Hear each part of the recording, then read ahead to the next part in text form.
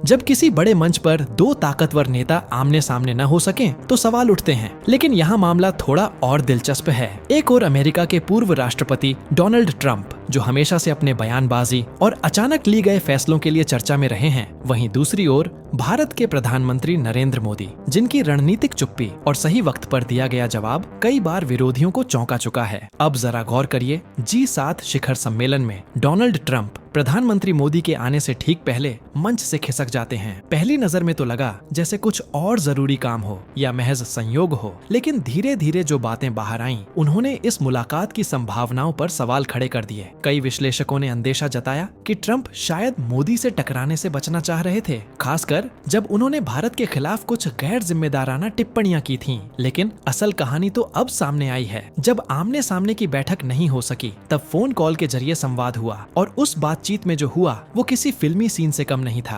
प्रधानमंत्री मोदी ने ट्रंप को सिर्फ जवाब नहीं दिया, बल्कि यह भी जता दिया कि भारत की विदेश नीति अब किसी के बड़बोलेपन पर नहीं, बल्कि आत्मसम्मान और राष्ट्रहित पर चलती है। और यही नहीं, ट्रंप को साफ शब्दों में यह भी कह दिया गया कि भारत और पाकिस्तान के बीच के मसले पूरी तरह से द्विपक्षीय हैं। इसमें किसी तीसरे की दखलंदाजी की जरूरत नहीं। इतना ही नहीं, जब ट्रंप ने प्रधानमंत्री मोदी को अमेरिका आने का न्योता दिया, तो जवाब में उन्हें विनम्र लेकिन दो टूक इनकार मिला। कहा गया कि प्रधानमंत्री का शेड्यूल पहले से तय है और उसी के अनुरूप आगे बढ़ा जाएगा। यानी कि यह दिखा दिया गया कि अमेरिका हो या कोई और देश, भारत अब न तो दबाव में आएगा और न ही किसी अनावश्यक मेहमान नवाजी में उलझेगा। अब अगर आप टाइमलाइन देखें, सुबह के लगभग 7 बजे की खबर है कि पीएम मोदी कनाडा छोड़ चुके हैं और क्रोएशिया के लिए रवाना हो चुके हैं। यानी अगर वो चाहते तो अमेरिका की ओर मुड़ सकते थे। वॉशिंगटन डीसी तो बस 1 घंटे की दूरी पर था, लेकिन नहीं, वो नहीं गए। और यही वो कूटनीतिक संकेत है जो शब्दों से ज्यादा असर करता है। डोनाल्ड ट्रंप शायद अब भी अपनी चालें चल रहे हों, लेकिन इस बार सामने वो इंसान है जो मुस्कुराकर भी जवाब देना जानता है और जरूरत पड़ने पर आंखों में आंखें डालकर बता भी देता है कि भारत अब पुराना भारत नहीं रहा। अमेरिका की धरती पर आज जो कुछ हो रहा है वो यूं ही नहीं हो रहा।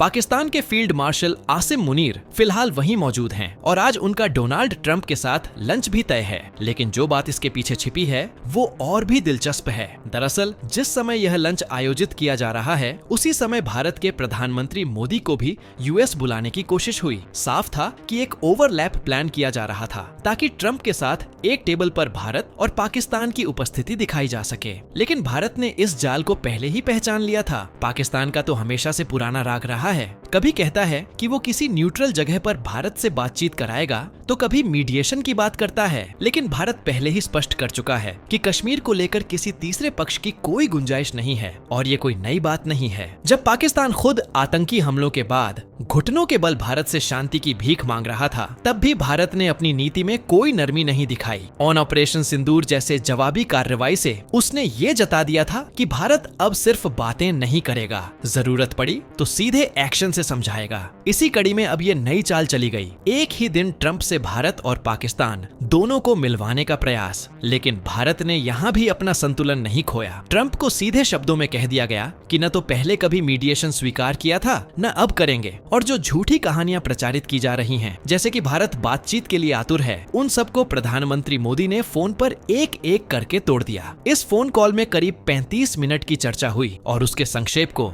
विदेश सचिव विक्रम मिस्री ने बेहद सटीक तरीके से जनता के सामने रखा। उन्होंने बताया कि ये बातचीत पहले व्यक्तिगत मुलाकात के रूप में होनी थी, लेकिन ट्रंप के G7 सम्मेलन से जल्दी रवाना हो जाने के कारण यह फोन पर हुई। इस दौरान प्रधानमंत्री मोदी ने अप्रैल की 22 तारीख को पहलगाम में हुए आतंकी हमले का जिक्र किया, जिसके बाद भारत ने जिस तरह से जवाबी कार्रवाई की वह केवल आतंकियों के खिलाफ थी और उसे मेजर्ड, प्रीसाइज और नॉन एस्केलेटरी कहा जा सकता है। प्रधानमंत्री ने यह भी स्पष्ट किया कि मई की 6-7 तारीख की रात को भारत ने जिन ठिकानों को निशाना बनाया वो केवल आतंकी गुटों के थे, यानी पाकिस्तान की जनता या सेना को लक्षित नहीं किया गया। फिर भी अगर पाकिस्तान कोई दुस्साहस करता है तो भारत उसकी गोली का जवाब गोले से देने में हिचकेगा नहीं। इसके बाद की घटनाएं और भी संकेत देती हैं, जैसे कि मई की 9 तारीख को अमेरिका के उपराष्ट्रपति वंस ने पीएम मोदी को कॉल किया और इस बात की चेतावनी दी कि पाकिस्तान किसी बड़े हमले की योजना बना सकता है। यह बताता है कि अमेरिका भी जानता है कि पाकिस्तान कितना अनिश्चित और खतरनाक हो सकता है, लेकिन इसके बावजूद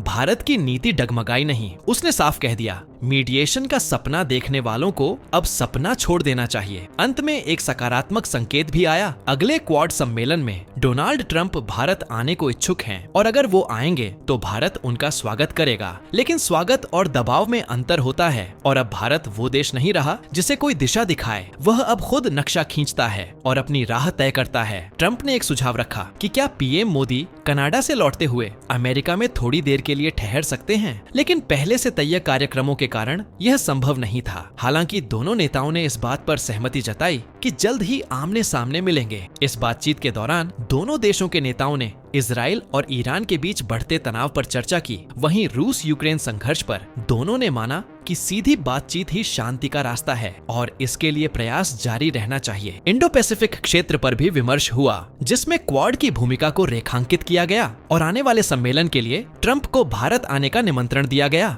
उन्होंने उत्साह के साथ इस न्योते को स्वीकार भी किया। लेकिन इस बार जो बातचीत प्रधानमंत्री मोदी और डोनाल्ड ट्रंप के बीच हुई, उसमें जो संकेत छिपे थे वो बड़े ही सीधा और सपाट थे। जैसे कोई क्लास में लेक्चर दे रहा हो कि अब बहुत हो गया। कि क्या अमेरिका जैसी ताकत ये नहीं समझती कि प्रधानमंत्री स्तर की यात्राएं यूं ही सड़क चलते तय नहीं होती? क्या यह दोस्ती की कैजुअल मुलाकात थी? ट्रंप की जल्दबाजी की एक बड़ी वजह थी। पाकिस्तान के फील्ड मार्शल आसिम मुनीर इन दिनों अमेरिका में हैं और उनके वहां रहने का समय, ट्रंप की मोदी से बातचीत की कोशिश और इस सब के बीच पाकिस्तान को बीच में डालने की पुरानी आदत, ये सब यूं ही नहीं हो रहा। दरअसल ट्रंप जिस प्लान का हिस्सा है वो पश्चिम एशिया से लेकर दक्षिण एशिया तक फैला हुआ है। इजराइल का जो ऑपरेशन चल रहा है वो सिर्फ तात्कालिक नहीं है, उसकी नींव तो 1-2 साल पहले ही रखी जा चुकी थी। ट्रंप के वापस आते ही बस उसका अमल शुरू हुआ। अब ऐसे में पाकिस्तान को इसमें शामिल करना और उसके कथित रोल को गढ़ना, ये सब अमेरिकी एजेंडे का हिस्सा बनता जा रहा है। और जब मुनीर अमेरिका में हैं, तो ट्रंप की टीम ने एक प्लान बनाया। अगर भारत और पाकिस्तान को किसी बहाने